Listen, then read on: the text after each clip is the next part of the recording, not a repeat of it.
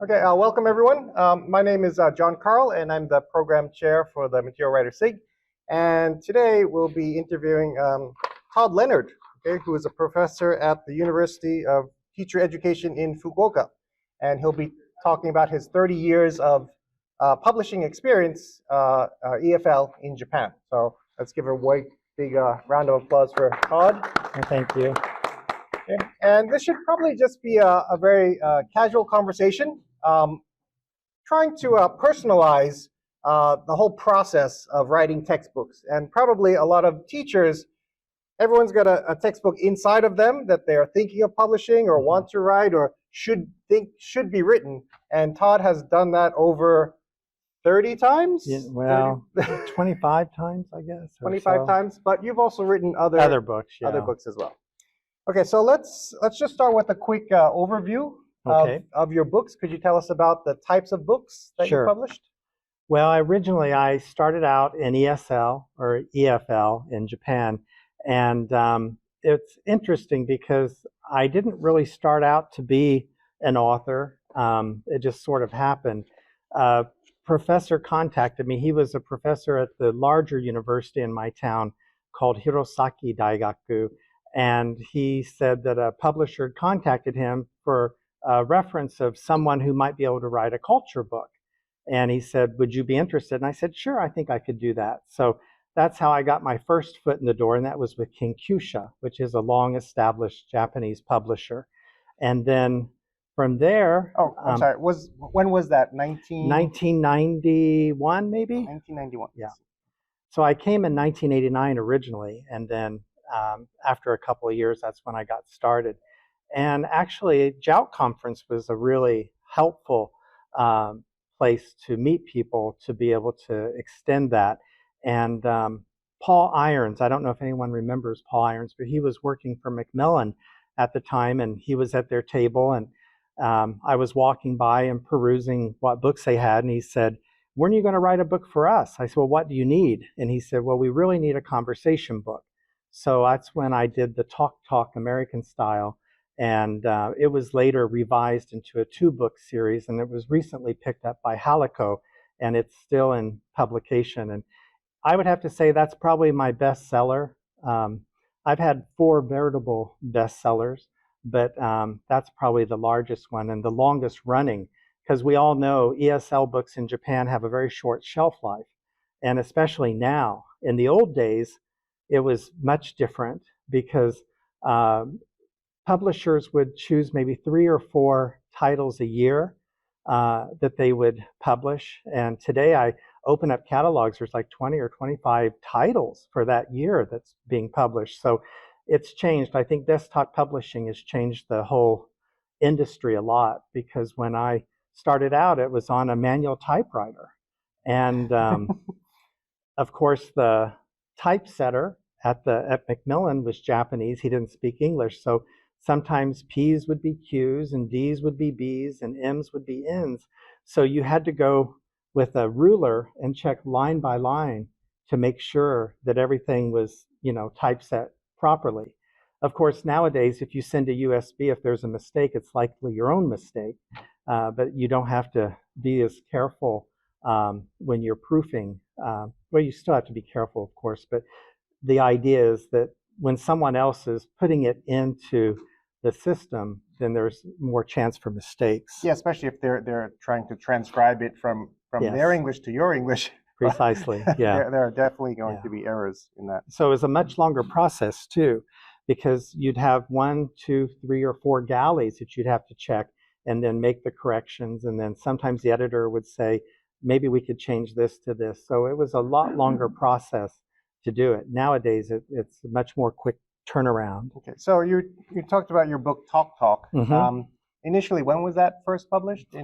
I would say a year after that. The late 90s. No, it would be more mid-90s. Mid-90s, I think. Mid-90s. I should know and this it's still stuff, in but print, I don't. right? I mean, it still is. In some form, it's still in print. Okay, so have you revised that Talk series? The first one was just 1 book, and in those days, a lot of the Eikaiwa classes were year-long classes, even though over 2 semesters, so it was a long book. I think it had 20 chapters.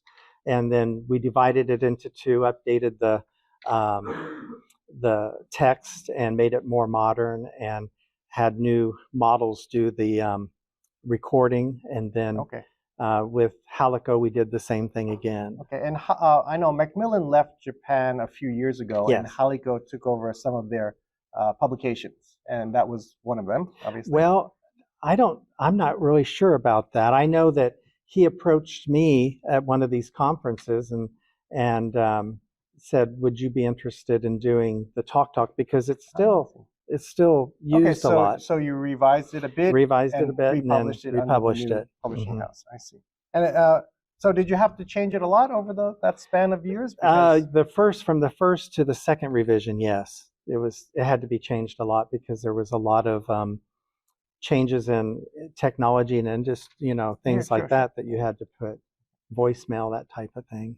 Okay, so the next thing I want to talk about is beginnings and challenges. So when you first got to Japan and just first tried to get into the industry, what were some challenges that you had to overcome?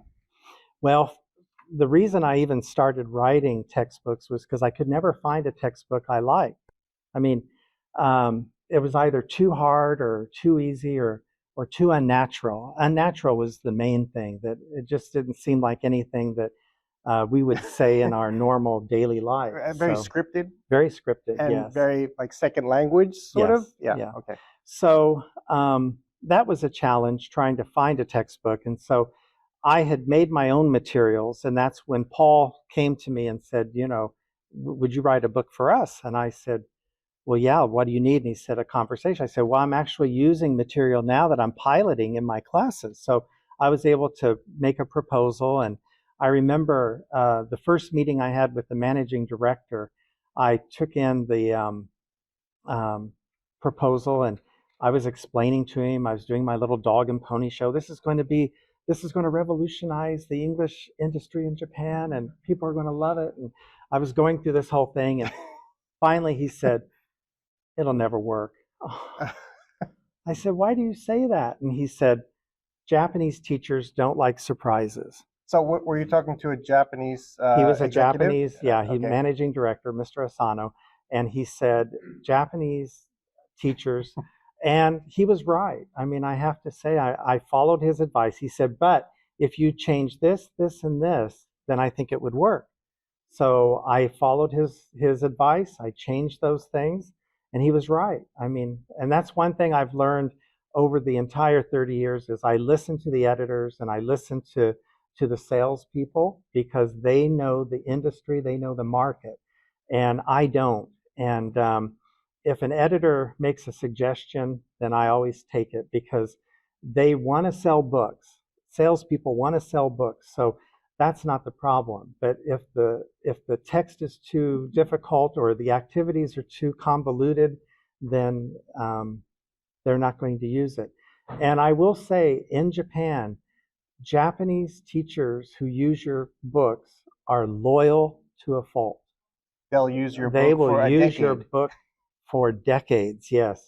And then they'll complain when it goes out of print, like, what are we going to do? So would you say there's a larger market of selling, well, basically you're selling your book to a teacher, right? So do you think your books are geared towards selling towards a Japanese teacher of English or a native teacher of English, or both? Personally, I prefer to go for the Japanese teacher of English, because foreign teachers, they love changing. So, oh yeah, I want to use that book this year. Next year, I want to use this book.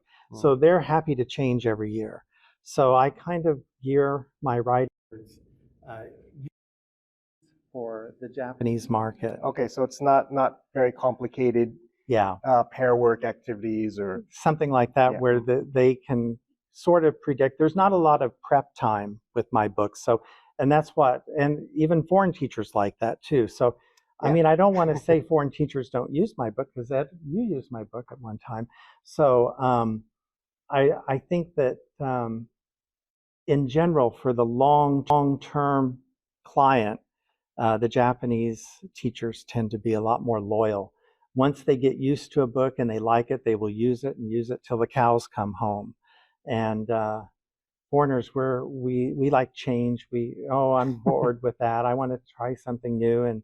and try to get a new textbook to Right, use. and I think there are probably, I mean, in the JALT conference, there's more native teachers of English, but I think generally in the schools, obviously there are more Japanese teachers of English. But do you have any Japanese language support in your books, or is it all strictly My English? Seibido book, Business as Usual, they did use, in the back, they have a glossary with all the key phrases in Japanese. And Macmillan was against that because I suggested that for the Macmillan books. And I did, I don't know, maybe 10 titles with them over the years. And they didn't want any Japanese in the books at all. And I like the idea of having that in the back of the book because it gives teachers some confidence, and it's good for the students too. Yeah, it does give them some support, and especially if they're a lower level student, if they need that support, they can go in the back of the book. But I guess these days they have their phones, and they can just do the entire text with their phones. Yes. Yeah, if you have a question. I was wondering, so you said Macmillan kind of fought you on adding Japanese support. Is that because they were looking to a wider market? No, I mean, they weren't thinking about sending it to Korea or anything, but I do have a funny little story. Can I tell that real quick? Yeah, please. Tell us the funny story about sending to Korea.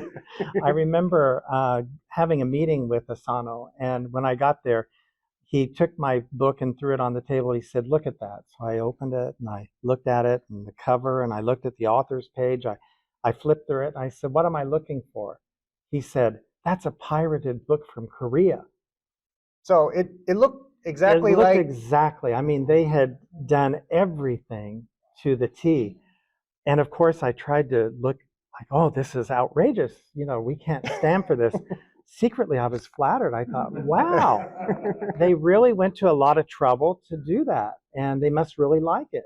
So, and unfortunately, conferences like this, you have people collecting the sample copies to take back and do the same thing. So that's the downside. But I don't think there's much that a publisher can do because, I mean, the cost of trying to hire a lawyer in a foreign country, and how many are they really selling? You know, that's the thing. He had no idea, you know, how many books had been sold or pirated. But yeah, again, I was flattered by it. I thought, well, wow, hopefully they liked not it. Too flattered. If you keep getting flattered, well, there you go. Yeah, you lose out. You lose out on some revenue. I do have one book that's, oh, that went off. One book that's was just published in China, actually, by a Beijing University Press. And that book basically was articles that I had written for a newspaper that a Chinese professor had read and really liked, and asked if she could translate those into Chinese and to a culture book. And so I worked in conjunction with them. I've yet to see any royalties from that, and who knows, I may never, but it's nice to have a book in China. So. Okay, I'd like to go on to what's some of your advice for new writers or people who are just thinking about getting into the industry, how to get in with publishers? Because all of your books have been with established publishing houses. Right. You didn't publish anything independently. Not for ESL. Not for ESL. Yeah. Okay. So how would you advise people these days, which the climate is quite different? Oh, it is. It's from very the late different. 90s to now. I got in at a good time when you know, it was kind of switching. It wasn't quite, everything was computerized or anything yet, and making contacts. And again, I have to use the JALT conference as an example. Walking around to those tables, oftentimes I would go up to a table and the salesperson would say, "So what kind of textbook are you looking for?" And I said, "Well, let me ask you, what textbook do you need for your catalog?" And a lot of times they'd say, "Oh gosh, you know, we need American culture." It's like, well, guess what? I can help you out with that. And so that really helped a lot. So I did a lot of that networking here. And the other thing is the salespeople. Now, 30 years ago, salespeople would come door to door.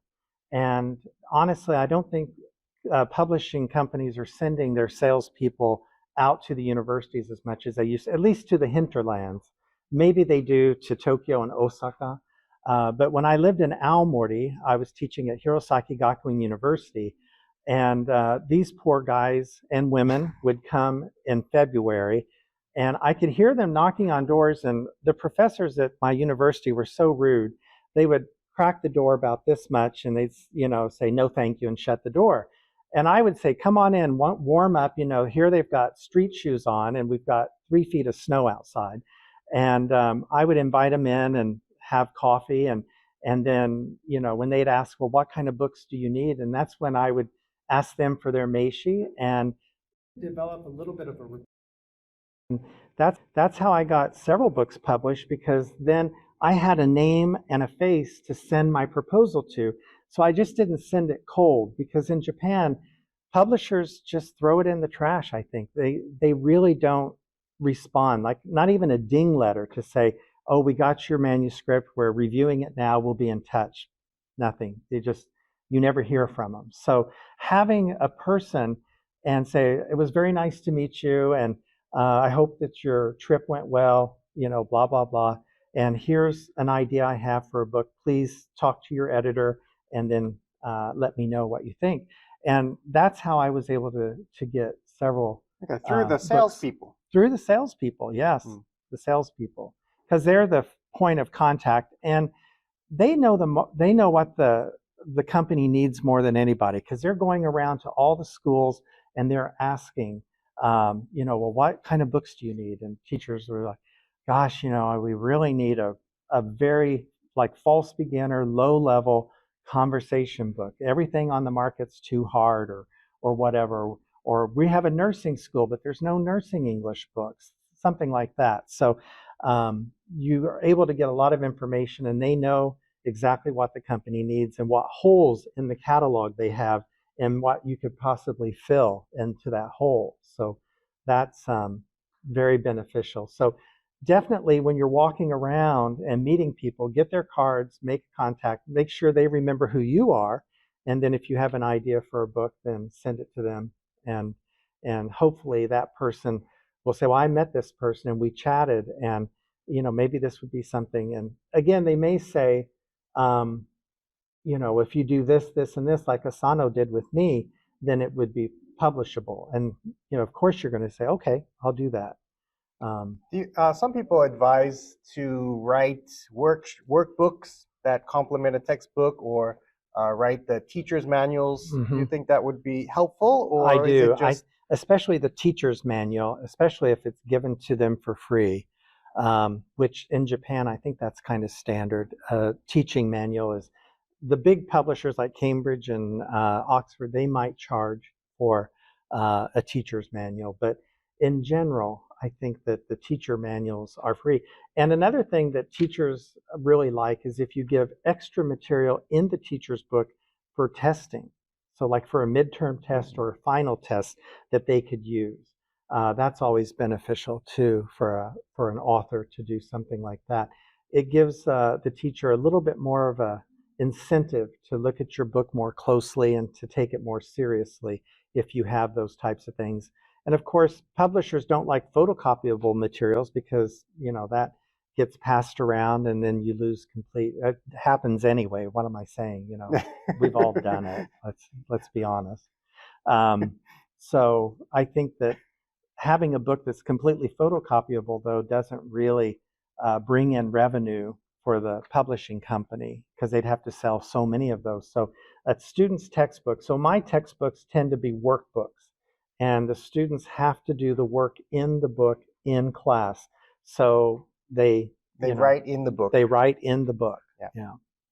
And if they do try to sell the book, it'll be all the answers will be in there. Well, of course, if you teach at the same university and the senpai and kohai are friends, right, you do. But I nix that really quickly. How did you? I say if you can't erase, you can erase it and use the book. I'm not going to say you have to buy a new book, but you have to do the work yourself. Sure. And then they have to show it to me to show that they erased it. Right, because otherwise they're just sitting there like, I'm done. Yeah, that was easy. Yeah, exactly. I was done last year. Yeah. All right. when you're a beginner or just starting out to do anything, we do tend to make mistakes, or that we can't see the the vision. Like, and are there any mistakes that you made when you were first starting out that you might want to share with us? Well, one thing that I could say, and this is from an editor, it's not from me, but an editor once told me, he said, you know, a author will come up with a great idea, and they'll say, this is, you know, high beginner, low intermediate.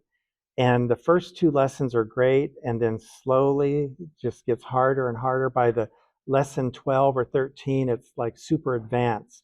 And basically authors just get that flat out wrong oftentimes when they're trying to write a book. It's easier to write an advanced book than it is to write a beginning book. And to keep the beginning book, I mean, you have to increment it little by little to make sure that it's challenging and it's adding more material and more vocabulary. But if it just gets way up here, then it'll be hard for teachers to teach.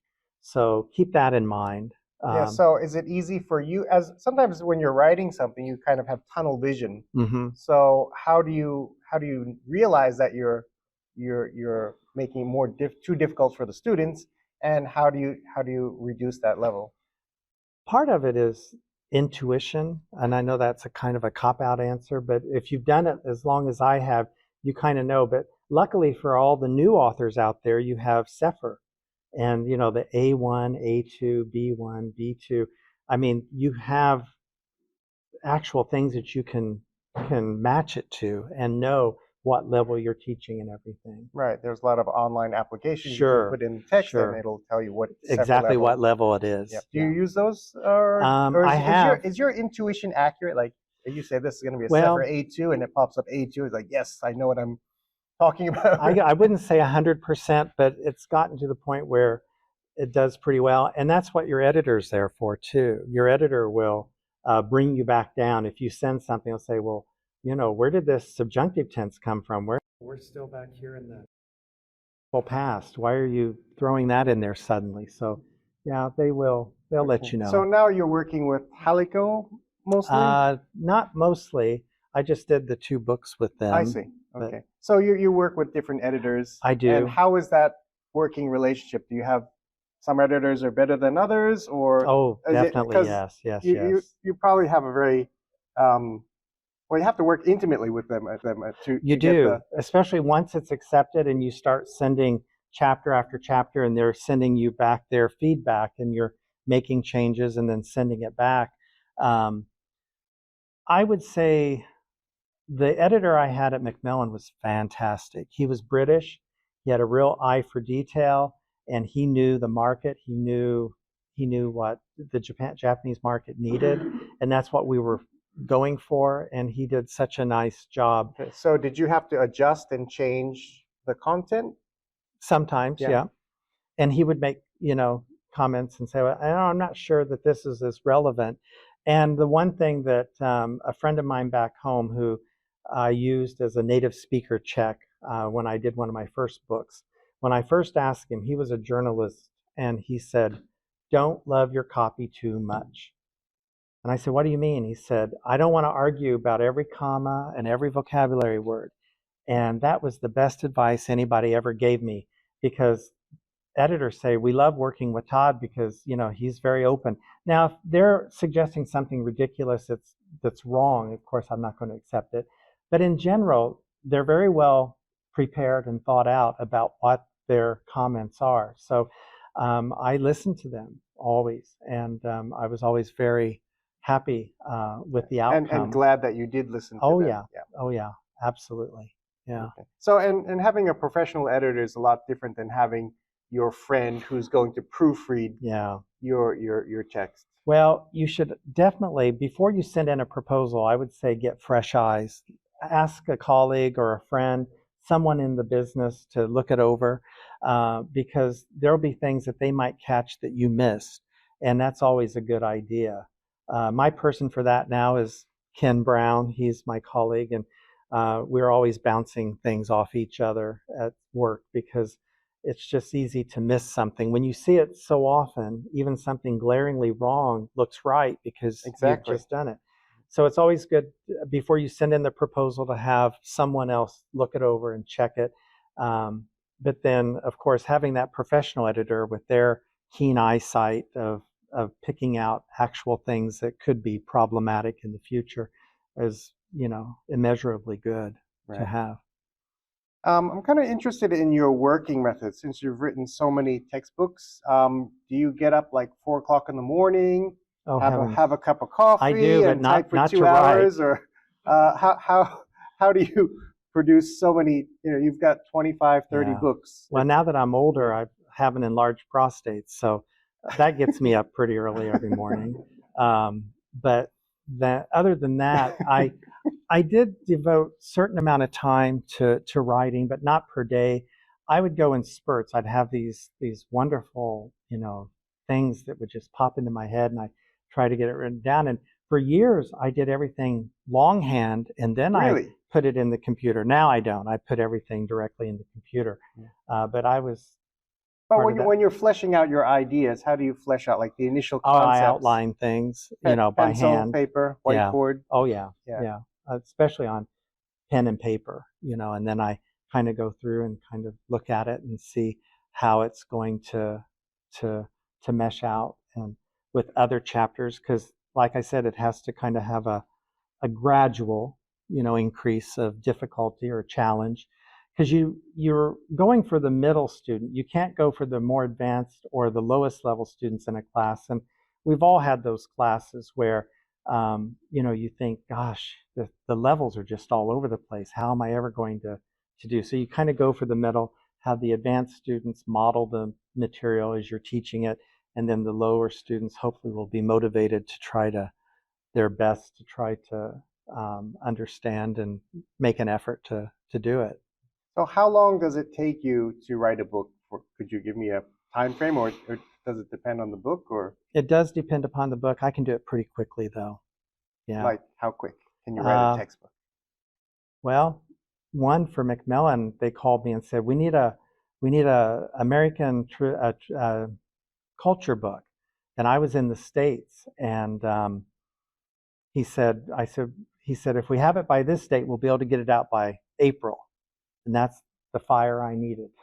A deadline. So, yeah. Deadline. So I spent 2 weeks back home, and I basically wrote a book in 2 weeks. Wow. Yeah. Of course, then it went through an editing process, sure. But I kind of had some ideas in my head about the topics, like patriotic topics like the bald eagle, the Liberty Bell, and, those types, Statue of Liberty, and Mount Rushmore was going to be one chapter, and then do like holidays. So you had that. You had that background knowledge, of course, and you had those ideas, and you had this deadline, and you had time. You were summer vacation. Summer vacation, yeah. It took away from things I wanted to do over there, but I was able to get it done and got it sent to them. And so I imagine you needed lots of undisturbed time, like in those 2 weeks. Yeah, I mean. No one bothered you? No. You could just write away. Yeah. Okay. How about a lot of people are using a lot of resources these days with so many applications, and do you use any technology to write your books, or is it pen and No, paper? not really. It's I basically just type it out in Word, and then the publisher will do it. I mean, there's lots of desktop publishing type of things that you can use, but usually each publisher has a different formatting system that they like to use. Right. So I just give them the raw material, usually as easy as possible, and then they can, convert it into whatever they're going to do. But since it's a printed textbook, it has a certain layout. Do you consider the page layout, the facing pages, and how much content is going to be on each page? And do you have to work with any of the layout designers, because they're going to have images and way they're going to the size of the text, the font size? Do you consider that when you're writing the textbook? Sure. Yeah. Usually textbooks, it's good to have one kind of text dense page and then one that's less dense, face to face. Yeah. For writing. For writing or reading. For matching or a large illustration or something on that page. Because if it's just too text heavy, 2 pages in a row, students kind kind of overwhelmed by They that. get scared. They do. And then They they do. shut off. Yeah. Like, oh, impossible. Yeah. So I'm not they going to read that. Yeah. So and that's where you learn through experience of how to do that. So I don't really do the layout and formatting.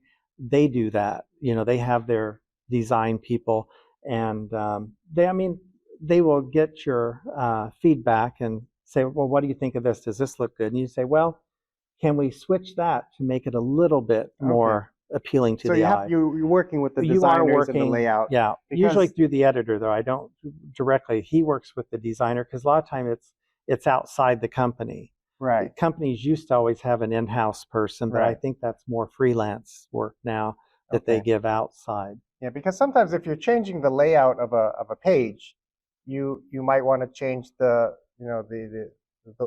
way the order of you're presenting the materials. Exactly. Yeah, but you go through the editor and they go through the designer. And is a lot that of times is the that editor, a convoluted process? Or? No, not really, because the editor has an idea about how he or she thinks that things will flow in a natural way, because they're in the business, and then they're just asking for my okay with that.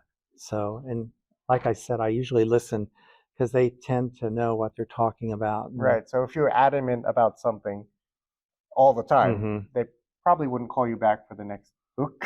Probably, yeah. Okay. And there are some of those. I mean, there's hard to work with authors. I've heard from editors that said, "Oh, that was a nightmare because everything would be an argument. No, we have to keep that word in there," and it just gets to be too stressful for the editors. So they like to work with people who are willing to work with them. Okay. So do you have any interesting stories about either publishing a book or working with the editors, or having maybe some kind of embarrassing moment about something that went wrong in the publishing process? Well, anytime a book comes out with a mistake on the cover, is terrible. Yeah. It was a sample. It was a sample book, and their attitude was, "Well, these are only samples." And I said, "Trust me, if I am at a conference and I pick up this book and I see it with a huge glaring typo on the front, that's all you see. I'm going to set it down. I'm not even going to open it up." Right. So that happened once, and then I was much, more insistent that I see before they start making Do you remember what the typo was? No, it wasn't anything naughty or nasty. It was just a simple typo. Okay. That, they had read it over and over and didn't see it, and then I could see it immediately. Yeah, they tend to pop out, and that's the only thing you end up seeing. Yeah. You could have written this beautiful textbook with one typo on the cover, and no one will look at it. Yeah. One thing also that the first plenary speaker was talking about this morning is, I like, when I'm looking at a book, I usually look at the author's page to see what they've done, where they work, how long they've been in Japan, things like that. And that was one thing that I have always insisted on, not for ego as much as I just want people to know, that I'm qualified to write this book, and I've been here and I've paid my dues, so to speak. And there were some publishers that hadn't done that before. So no bio. No bio, just the person's name on the front. And now you can Google anybody and find out about them. But I just think it's nice to have just a blurb to know why that person was qualified to write that book before I choose it. So I said, I think that's something that should be done. And they've been very, agreeable to that over the years. So I haven't had any problems with that. So what is in your bio in the books? Just your... Well, just, when I came to Japan and where I teach, and how many books I've published over the years. And see, that becomes outdated as you... a lot of the books that I have say that I teach at Hirosaki Gakuin, but I've been in Fukuoka for 12 years now, that some of those books that are still being used, that hasn't been updated. Publishers don't like to update unless it's for a revision or something like that. Sure. You can understand why. Yeah, Halico is very good, though. They'll update it immediately. And Okay. yeah, they'll make any changes that I find, like well, there should have a period here that we missed. Okay, I'll put that in the master, and from now on, all the new books will have that. So Okay. that's Well, I nice. guess it depends on the print runs Yeah. and how many are being sold. So what is your best-selling book? Tens of thousands, hundreds of thousands, 1 million copies sold? Believe it or not, it's hundreds of thousands. Hundreds of thousands. And it's because it was a high school textbook with Salcedo that was used. It was the #1 high school reading textbook called Orbit. I've heard of it, yes. And I was one of the principal authors of that. Okay. And it just broke my heart when they stopped those reading books, because that was a golden goose that laid its egg several times a year, every year.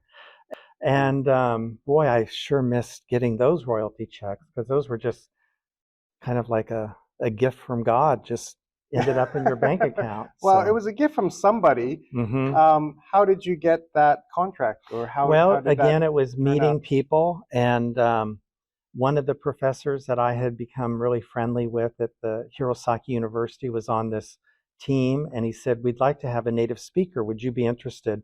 You'd have to go to Tokyo once every couple of months, but they'd pay for everything." It's like, oh, do I have to? And it's like, yeah, I'll go, because in Aomori, going to Tokyo was a huge deal. Sure. You know, Yeah. it's fun. You know, getting out of the prefecture. So that's probably the best selling, because it went on for years, and Right. I think it sold like 500,000 a year. Every or high something. school student, or Not every high school everybody, student, but Salcedo was one of the big, you right, know, right, and those are it's like the New Crown. You know, they did the junior high New Crown. This was the high school, right. and this was during not the newest curriculum, but a couple before that. Okay. And is this just one textbook, or was it a series? Well, we revised it over, you know, like several times. Okay. To change some of the But it wasn't topics like for and things. first year, second year, third year. No, it was what was it? What did they call that? Brenda, do you remember what that class was called? Communicative. There was a special term for it. Not oral communication. There was something that they used a term that and then when they changed it, then they kind of did away with all that. So, and unfortunately, I wasn't on the new team. We're on the new team. Yeah. Yeah. So you did have to work with a team, though. How many authors were in that? 3 other professors. They were all Japanese and well established, well respected. Yes. Pardon? Right. Yeah, I think all of them were like Ministry of Education approved this textbooks. was approved. Yeah.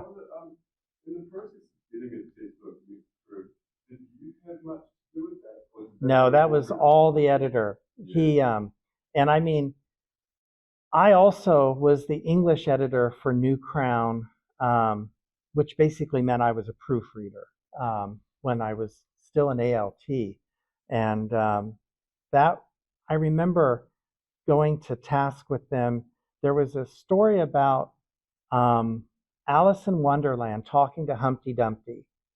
And during their conversation, she said, "Well, that's an interesting tie you're wearing or something." And he said, "Don't ask stupid questions." Or, "Is that a tie you're wearing?" He said, "Don't ask stupid questions. It's a belt." And I said, you know, teaching junior high school to say that's a stupid question, maybe not the best idea. Can we change stupid to silly? Don't ask silly questions. So he went to the Monkasho advising team. They discussed. About a month or two later, he came back and said, "Silly's not on the list of words, stupid is." So stupid stayed. So what do I know, right? But that was an interesting experience. And I wasn't the textbook writer, but I was just the proofreader. But it was nice to be able to be involved in that way. So it just goes to show you that one thing can lead to another. And that's Japan, right? The nemawashi effect, where you can get your foot in the door, and then that another door opens, and maybe a window opens, it cracks, and then you can get in there. Right. And I've just been very fortunate. And I came at a very good time, the late 80s, when the bubble was still kind of in full force. And, you know, you paid to go to meet with your publisher and editors and things like that. That doesn't happen anymore. Yeah. But still, even in JALT, though, I mean, here it's a great place to network. Oh, it And is. even, just talking to people, you get to know them.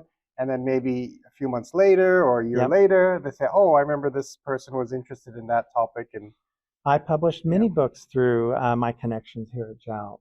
So yeah, I would say, and you never know who you're going to meet. A good example is a friend of mine. We were at the Japan Writers Conference in Okinawa many years ago, and he was doing a presentation about wanting to write a business-related book. Well, unbeknownst to him, in the back of the room was a woman who owned a publishing company about business books. And she came up to him and gave him her meishi, and then afterwards, he contacted her, and I think he's written 3 books for that company, and those are the ones that are in all the bookstores, on the shelves, all over Japan. You just never know who you might meet, so always be aware of that. can we go a little bit back to the Orbit series, which was your golden goose egg? Mm-hmm. And Talk with Macmillan too.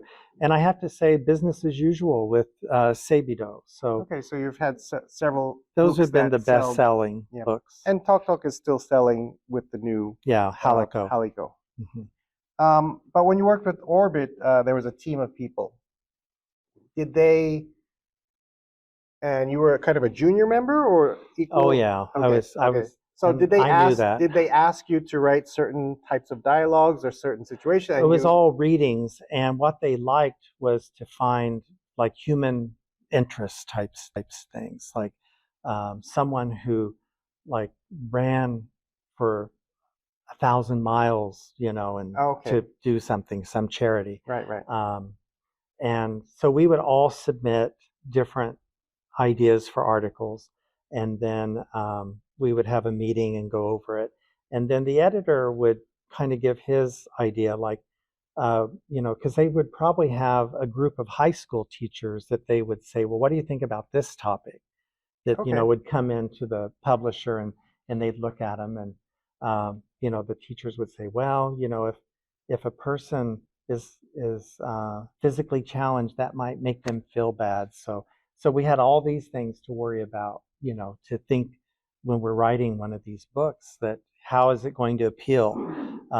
If it's talking about Father's Day, maybe kids don't have a father, so that would make them feel bad. So we'd have to scrap that type of thing. Right. So we had all these different things, and then we had the, list of words that we had to use. So it's like a puzzle, putting it all together. Right. And that's where I came in. I would say, well, we can, they said, this word's too hard. What's another word? And I said, well, I think we could substitute that with this.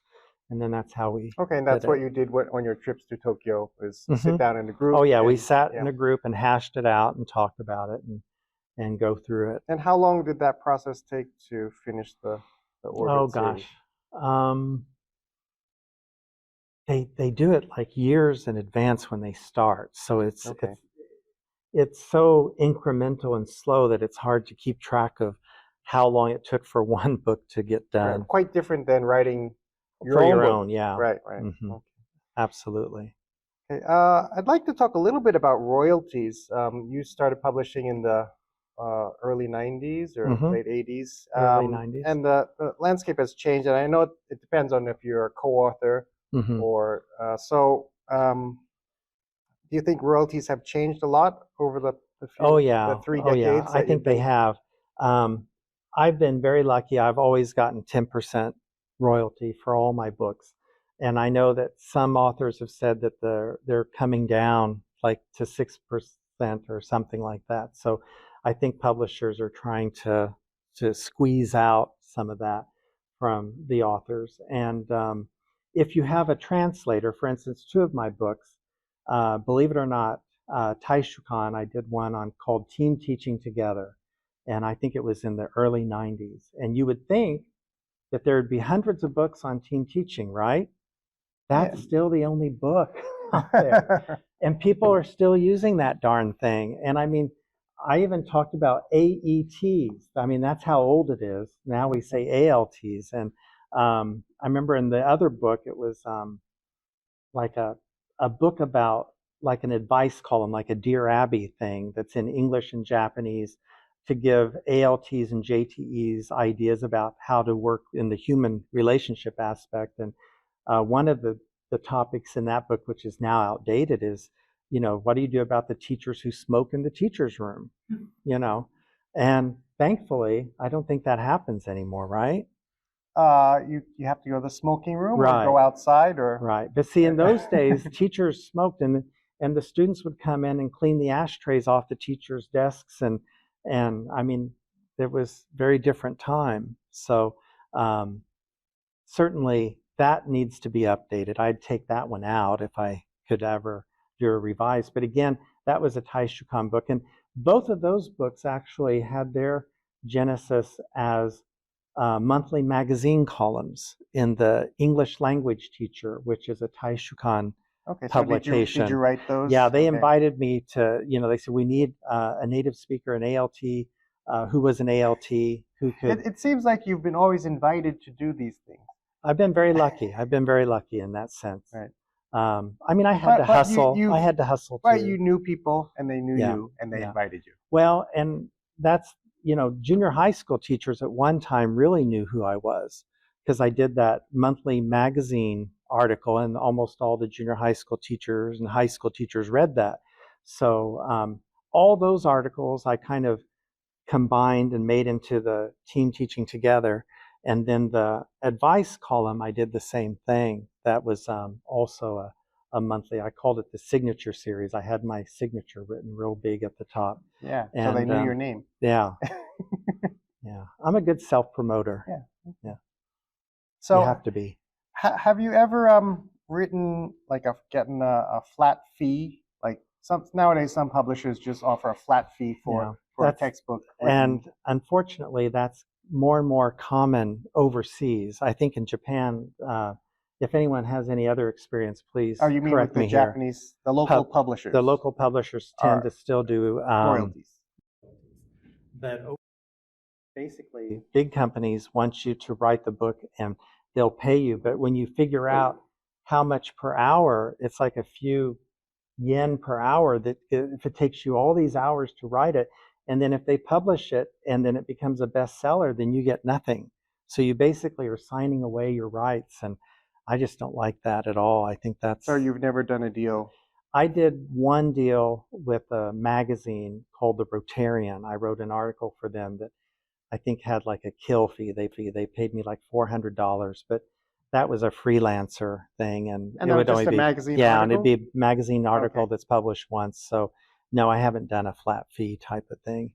And the one thing I would say is that when I first started publishing, I decided that I would have two bank accounts, one for my salary and my living expenses, and I would always put my royalties in another bank account, which I was very good about doing. I just have them automatically put it in there. And it served me well. I mean, I was able to buy a house in Hirosaki. I bought a house in the States, 2 houses in the States, now 2 houses in Japan. So, I mean, you may not get rich. I mean, it's not like Jack Richards with American Streamline or something like that. But, you know, if you keep track of it, it adds up over the years. And now those houses are making money because I rent 2 of them out. And, you know, the expenses are less than what I'm making on it. So I consider that part of the royalty, because if it weren't for the royalties, I wouldn't have been able to buy them in the first place. So it kind of keeps coming back. So it's kind of a good idea to keep track of it, because it's easy just to fritter it away too. If it goes into your regular household account and kids need braces or you need this or whatever, then suddenly it's gone. But if you can kind of keep if it's possible and you can afford to, keep it separate and then use that for certain big ticket items. Right. You know. Yeah. So basically, you've taken your royalties, put it in a single bank account, and then over you purchased other assets. You're right. And those assets are now making money, like renting out properties. Yeah, that's a very smart way to. Near retirement, I'm kind of glad I had that foresight to do that. Yeah. So What are you working on now? Do you have any projects that you're working on now? Yeah, I've got a couple. One thing I'm doing now is I do a twice monthly magazine, not a magazine, newspaper article on my life in Japan called Letters Home, which I'd done many, many years ago and made those into 2 books for my hometown newspaper. And then another online newspaper approached me and said, would you be interested in reprising that for us? And I said, sure. So as those build up, I'll probably put those into some type of a book, and it'll be English only, and I'll probably do it through the United States. Okay. And then so those aren't textbooks for no, students? those aren't textbooks. That's just would be separate. What genre of cross-cultural understanding, probably. And then eventually, I just had a book done by IBC called My Nippon, and basically I took some of those English articles from my prior book and had those translated into Japanese, and then it was published as kind of like a self-study reader and for adult education. And that was exciting because that went to all the bookstores all over Japan. Okay, just not in the university bookstores, no, but just the regular... everywhere. So you could go into Kinokuniya and Shinjuku or into Tsutaya and pull it off the shelf, and that was fun to have that, because English language textbooks are real hit and miss. You know, sometimes publishers will put them in, but it depends upon the publisher and how much space they will give, or the bookstore, how much space they'll give to the publisher. And if a book is older, it won't get in there. Right, they want to have new titles. Yeah. That's the problem with the ESL today publishing, is there's just such a plethora of all these books that come out every year.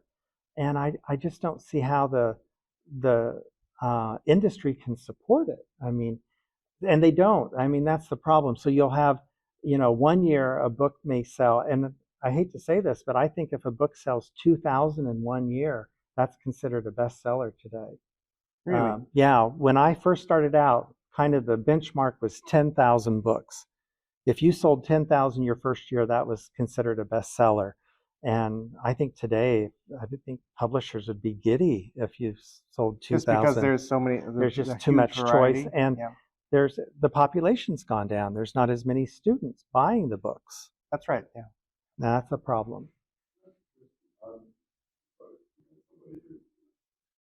Well, I've talked to publishers about this, and they're really interested in books that will transfer over different genres. So for instance, if it's a reading book, then they can use that as a textbook, or they can use it for adult education or just for general people to read. So that tends to be something that is being done. And then English for specific purposes. I don't know how many years ago, 15, 20 years ago, suddenly we had nursing schools popping up and universities all over the country. Well, they don't want them to learn, you know, getting your hair cut or going to the library. They want them to learn specific medical related. So that was really popular. Or social welfare. That was another topic that became really hot at one time. I think it's cooled down a bit now, because again, the market got flooded with it. But if you can get in, and I know that early childhood education, people who had those books when they started doing the, you know, Shogako Eigo, now it's Sanensei Kara, but before that, you know, a lot of, there was a lot of money to be made if you were emphasizing those, and those are really hard to write for little kids, because you have to use pictures, and you can't really have writing or reading because they can't do either of those things yet. So, but I do know that a friend of mine in Hirosaki had a very lucrative deal with, I think it was Let's Go English is what he was doing. And it was a wonderful, for his family. Sadly, he passed away in a tragic accident, but his family was still able to get money from that. So it was well worth it. So could you give some advice to young people or people who want to get into this industry? What would you say would be the best approach? I would say the first advice is don't love your copy too much. When you do It's your hard. proposal, I know it's your baby, right? It's your baby, Yeah, and you think about it and you think it sounds perfect as it is, but just know that the editor is thinking about the audience, which are the students and the level of the students. So just be open, and it's not negative criticism. It's not saying you're a bad writer. It's just saying it would be better for who we want to sell it to if you change this. So be sure to do to that. check your ego at the door when you leave Yes. your copy at the desk. Exactly. Yeah. Exactly. Because I mean, a lot of it does end up on the cutting room floor sometimes. And, you think, oh, but if you're smart, you'll pick that up off the floor and set it aside and rework it for another project. And that's what I do. I mean, I never throw anything out. It seems like you're always working, though. I mean, you're also I'm a teaching classes, multitasker. right? Oh, You're yeah. always teaching classes, Mhm. but you're writing these short bits like in the articles, and then later you're collecting them and putting them into a book. Yeah. And being a multitasker is good too. If you can do 2 or 3 projects at once. Some people have to just focus on one project, get that finished, then go to the next. I can have 3 or 4 things going on at once and keep it separate. So How do you balance your teaching life and your writing life and if you do any research? yeah, I do quite a bit of research too. I don't know. You just learn to do that. I really don't have a good answer for that. Does your research affect, have any impact on your writing? The research that you're interested in? No, I do. American religious history is my main area of research because I'm an historian. I'm not really an English teacher, which is kind of the comic thing about all this is, and he was talking about this morning. I'm an English teacher in the sense that I teach in a Japanese university, and I do have a few Eikaiwa classes, but I mostly teach history, and that's why I teach here in the graduate school and things. So it just was an opportunity that was presented to me early on that this was something I could do, and I was interested in it, and so I pursued it. So an accidental author, so to speak. Yes. This is exactly the question I've been dying to ask you for about half an hour now. Sorry, I wasn't looking over this way. I'm just curious.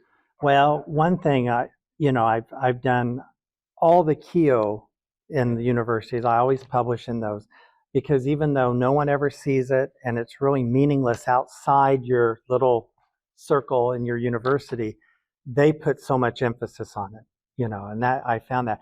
And actually, the reason I left a university that I'd been at for almost 20 years was because I wasn't being promoted. I was a, associate professor for all those years.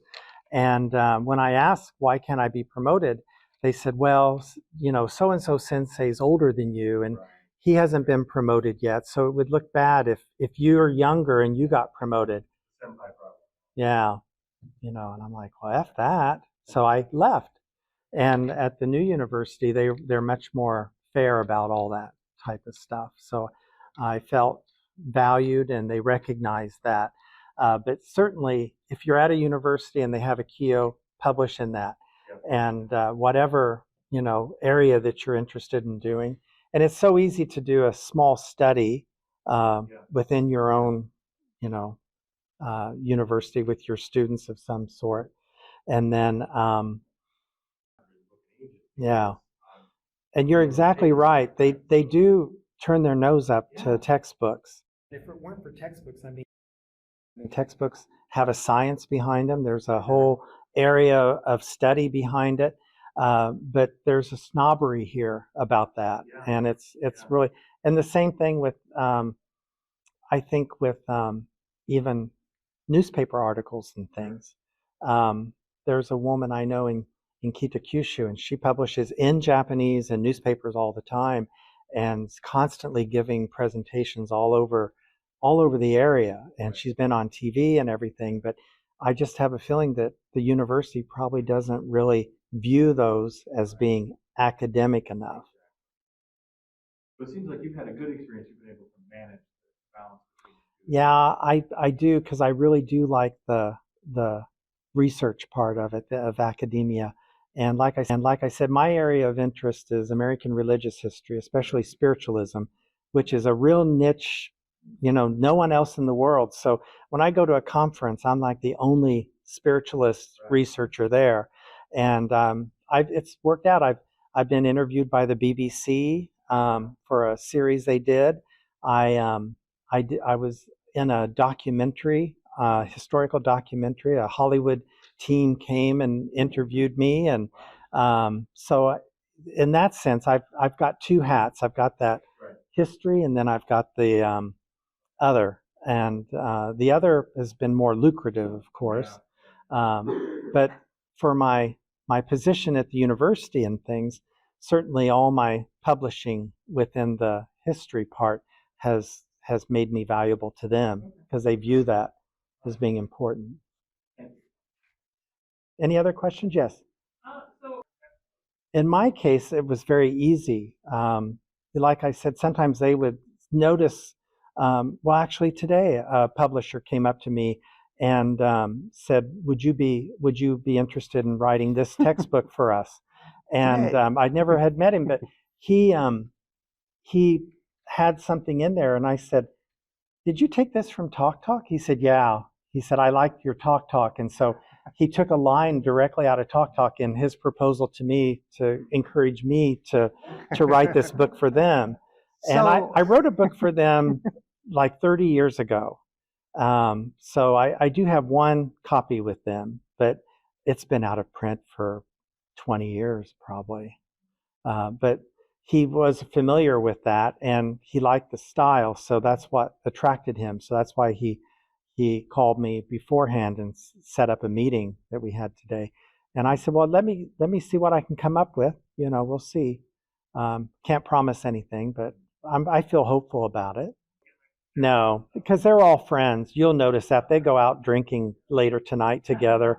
So there's no animosity, and it's like, good for you. And my attitude is when I give a proposal and it's turned down, it's like, oh, well, that's, I'll turn it into somebody else. So, yeah.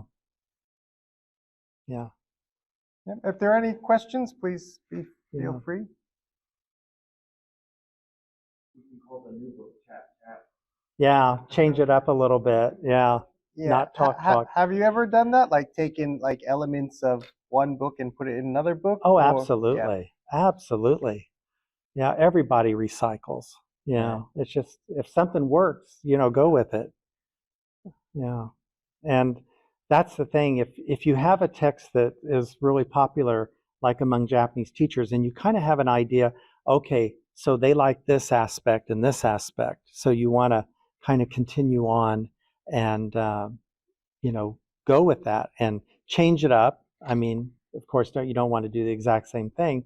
But if any of you who are familiar with Business as Usual and my Talk series, you'll see it's the same format. The topics are all different, the conversations are different, but the layout is very similar. And this is with two different publishers? Yeah, Seibido is the Business as Usual, and then Talk was Macmillan, and now Halico.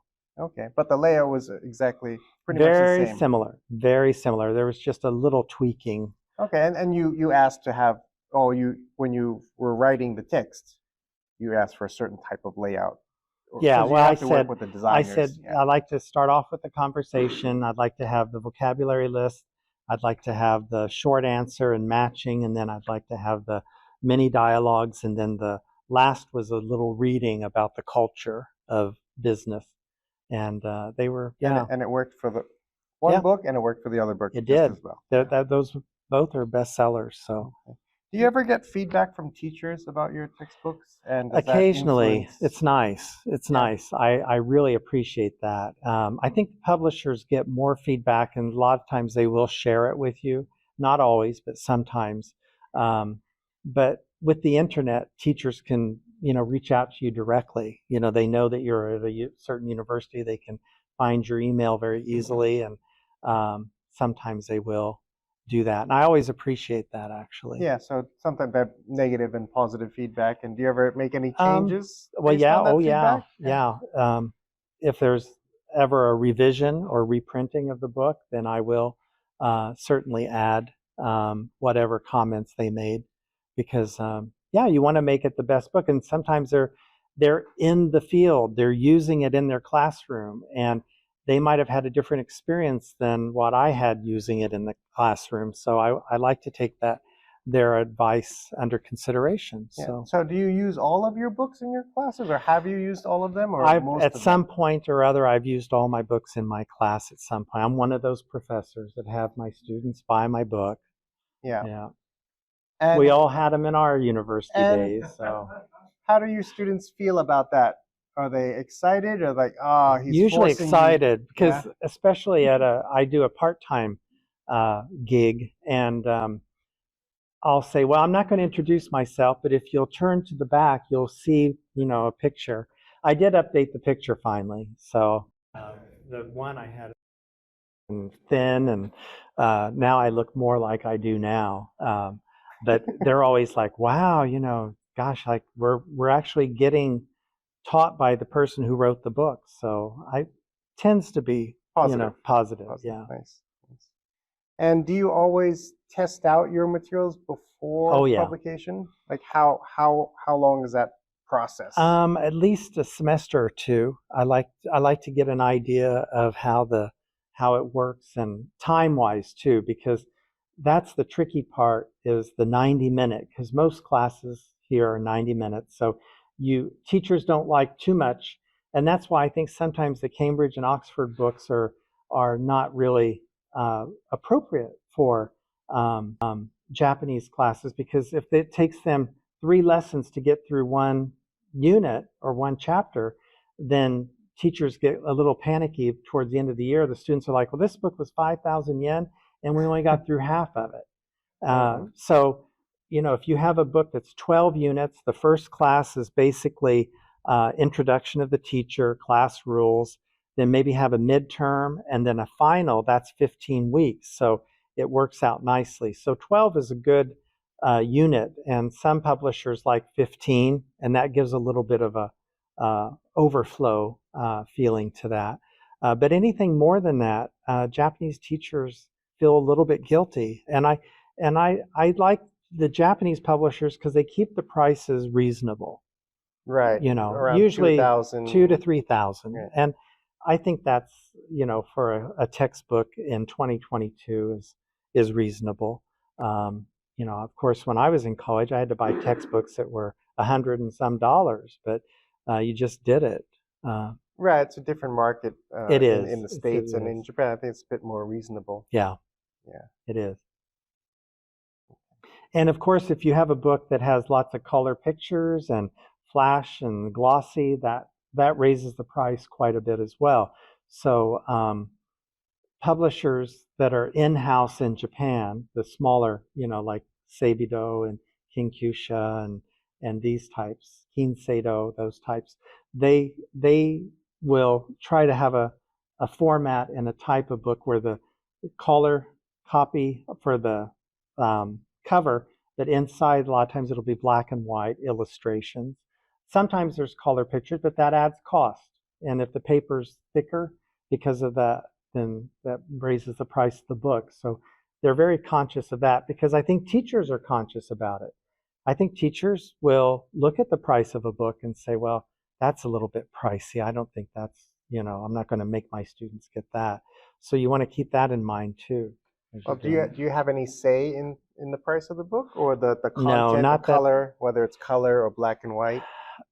To a certain degree. Okay. Like the cover, you can, and I'll go back to the team teaching book. I remember when they showed me the cover the first time, it's not up there now, but I was going to say, I said, oh my gosh, I hate it. It's just awful. But then when I showed it to Japanese people, they're like, kawaii, they loved it. So I went with it, and it was okay. So again, what do I know? So let them, they have the eye for it, and they understand it. So let them make those types of decisions. But they will. Like one time for the business as usual book, the cover had only businessmen. And I said, where are the women? I said, there are business women too. So they changed it, and I think I was very happy that there was, females on the cover. But it's little things like that that sometimes they don't think of that I think of that I want to make sure. And for the culture books, British traditions and American traditions, I really fought hard.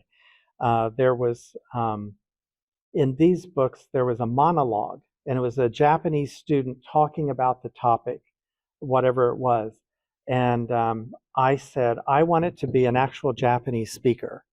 Oh, and they to do said, the voice? yeah. I And see. they said, no, we'll have a native speaker. And I said, it's too unnatural. And I think that Japanese students would be more motivated to hear someone that sounds like them than to have someone with a native speaker fluency saying, hi, I'm Joji. This is my friend Keiko.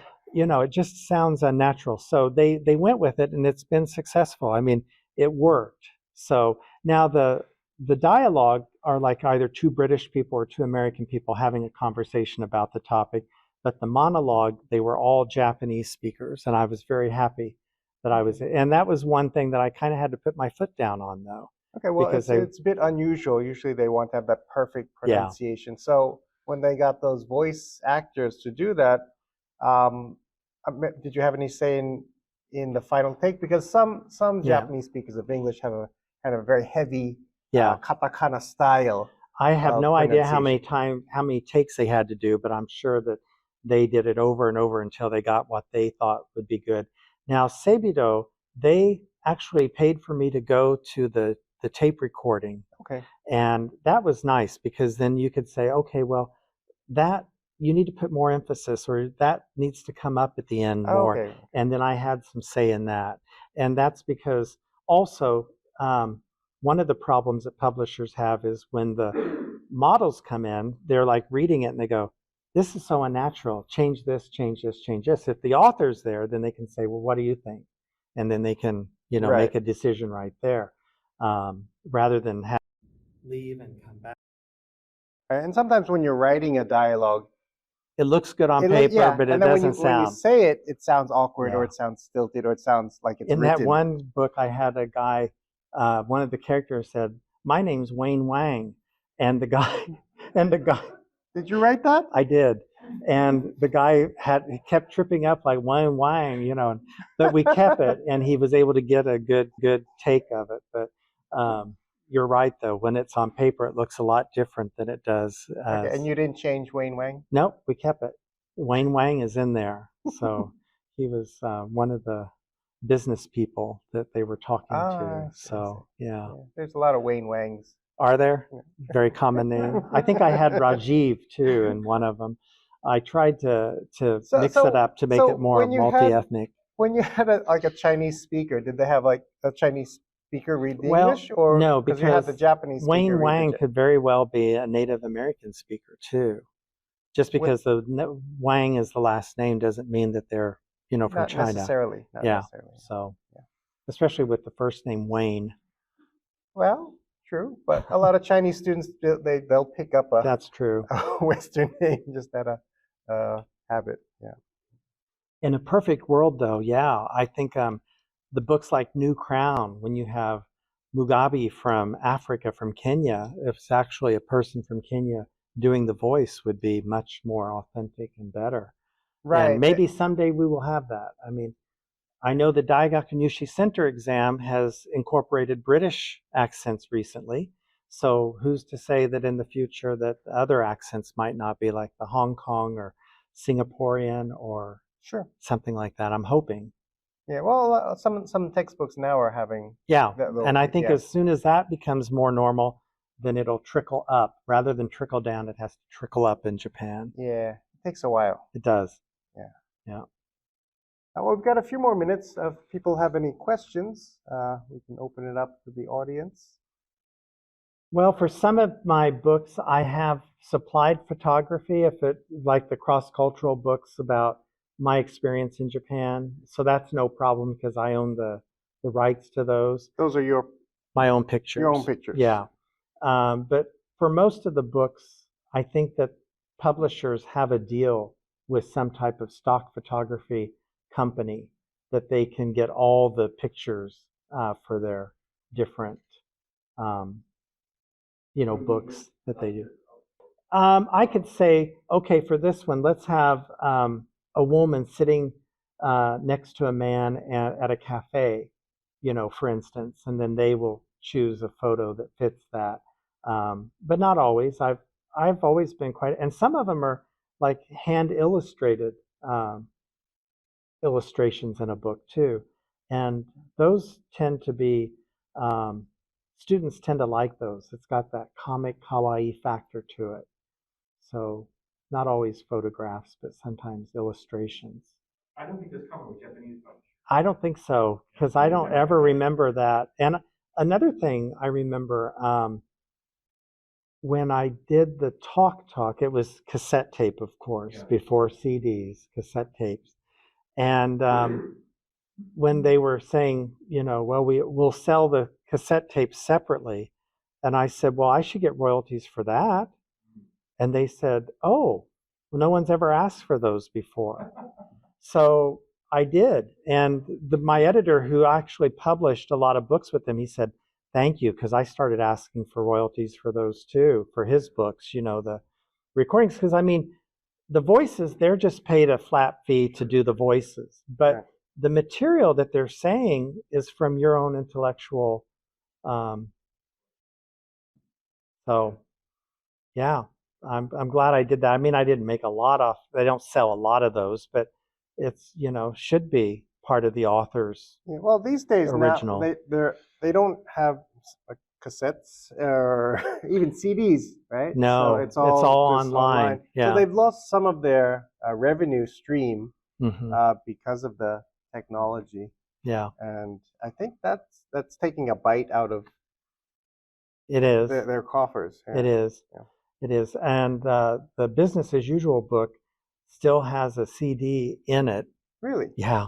That, and I always tell students, for homework, please re-listen to the CD. At the end of the year, I always look at the back of their book, still in the cellophane, never been touched. They don't have a CD player. Maybe. Yeah, that's true. That's true. Yeah. But is there an MP3 that they could download or listen on their phone? The publisher might. Because often they'll have both. Yeah, they might. But Halico, of course, it's all online, so they can go in and download it, and it's much easier. So, that's kind of the advantage of technology. But the other thing is some teachers, though, they like the CD. Oh, they do. They like the CD. I'm one of them. Yeah, they bring the CD player in. I do. They want the CD. I use CD player still. Yeah. I'm a boomer. What can I say? Have you ever printed on demand? Because that's another way of getting books published or printed instead of going through a printing company. Just print on demand. Yes, I have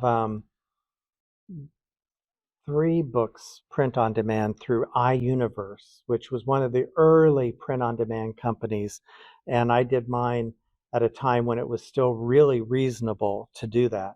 And they give you the ISBN number, they make the cover, they format it, they send you the galleys to check, and then you can pay if you want them to promote it and things, but I've never done that because Which books did you print on demand? Were these I did one textbooks, called or? Talking to the Other Side, which is a history book on spiritualism, but I knew the audience for that they would be interested in that, which was spiritualists. So that was something that I could promote on my own. Right. And then Letters Home was another one about kind of not a memoir, but my life in Japan through my eyes and Japanese culture and history through my eyes.